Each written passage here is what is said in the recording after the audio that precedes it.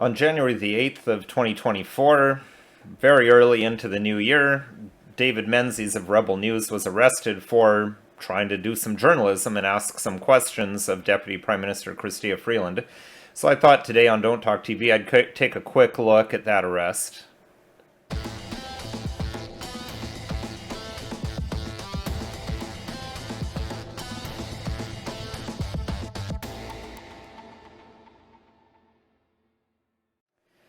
Hello, my name's Nicholas Wansbutter. I'm a lawyer in Stratford, Ontario, Canada, and welcome to Don't Talk TV.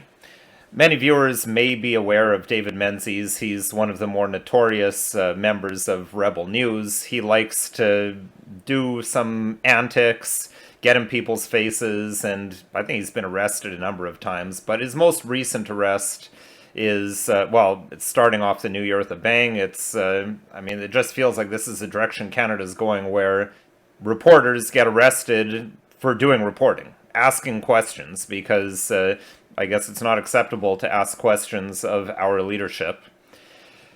So we'll take a look at that, but I just want to preface my comments with, I personally don't like Rebel News. I'm not a fan of the way they report. I find it overly sensational.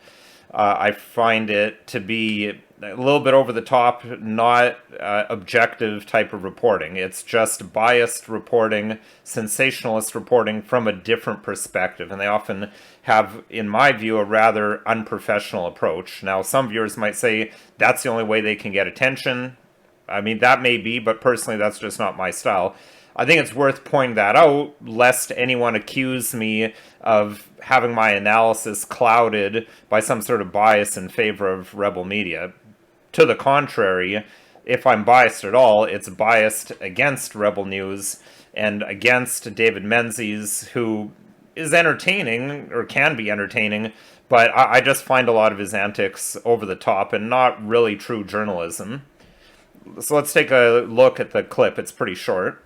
Freeland, how come the IRGC is not a terrorist group?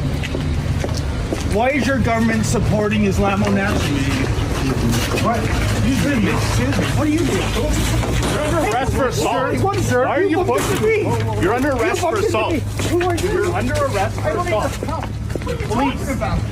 Police, you're under arrest for assault. How am I under arrest? You bumped into me. You pushed into me. You bumped. I was just. Don't resist. Can you give? I'm not resisting. Don't resist. Take your hand out.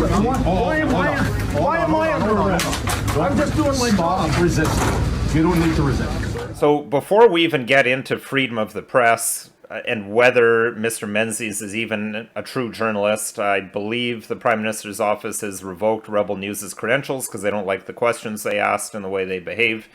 That doesn't even come into play.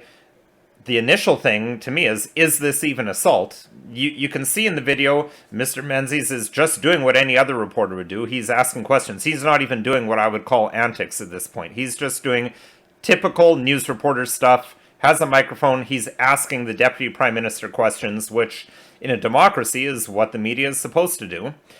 You can see this RCMP officer, plainclothes RCMP officer, sets up a pick. If you're familiar with basketball, there's no body checking or anything in basketball, but you set up a pick to try to block someone's path. That's essentially what happened here.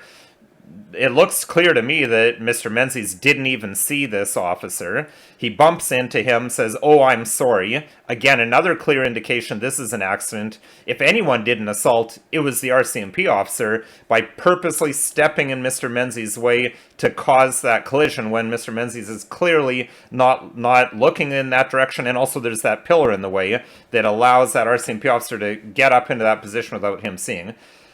Clearly, there was absolutely no assault done by Mr. Menzies. There's clearly no harassment. He's just asking a politician questions, and he's not doing it in a harassing or threatening manner whatsoever.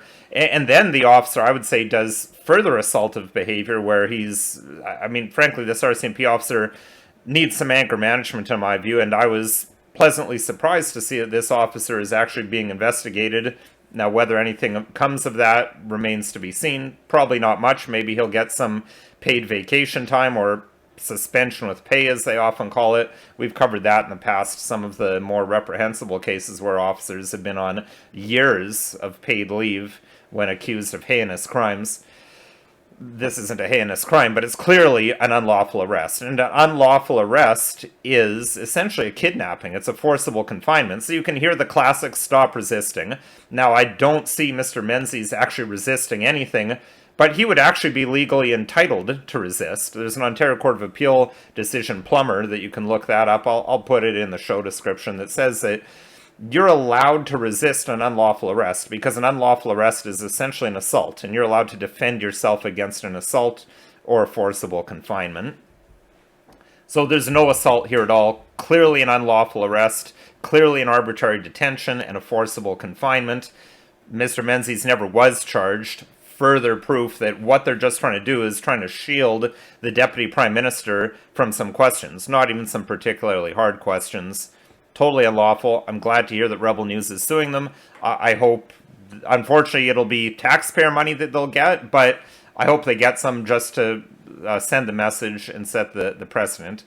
I mean, there is the layer of freedom of the press, but I don't think it's relevant here because this has nothing to do with freedom of the press. But if it has anything to do with freedom of the press, I guess we could say the press has some extra allowance for asking questions in circumstances where it might be harassing or annoying in some way. If you had some person continually following you around and asking you questions in a vacuum, that might be harassing. But when it's media following around and asking questions of the Deputy Prime Minister, I mean, that makes it even more clear that they're the totally unlawful arrest, totally inappropriate and unprofessional behavior by this RCMP officer. This video, of course, is not legal advice. If you need legal advice, you can call a lawyer, call another lawyer, myself. My contact information is below. If you have any ideas of things you'd like to see us discuss on this channel, please send an email to the email address listed below or leave a comment in the comments section. And if you found this video at all interesting, helpful, or informative, please consider liking, sharing, subscribing, and following us on social media. Let's see if we can beat the algorithms and the possible shadow banning that we're experiencing.